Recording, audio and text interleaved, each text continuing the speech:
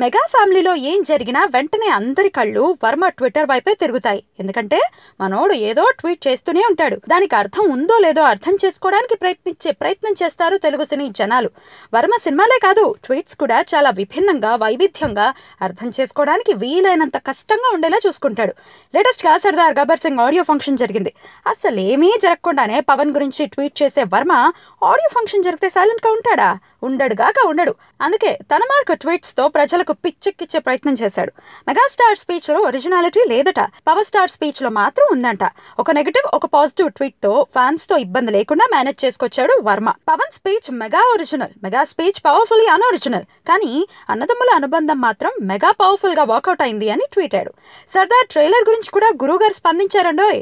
Sardar Gabbar Singh trailer best కంటే bad గా ఉంది, ఫెంటాస్టిక్ కంటే వర్స్ట్ గా ఉంది, సాధారణంగా ఉంది. అయితే ఇంటెంట్ పరంగా ట్రమండ్రస్, జై పీకే అని అన్నాడు. అంటే ట్రైలర్ బాగాలేదన్నాడా, బాగుంది అని అన్నాడా? అసలేమంటున్నాడు? వర్మను తిట్టాలా పొగడాలా అనే కన్ఫ్యూజన్ లో ఫ్యాన్స్ ని పడేశాడు.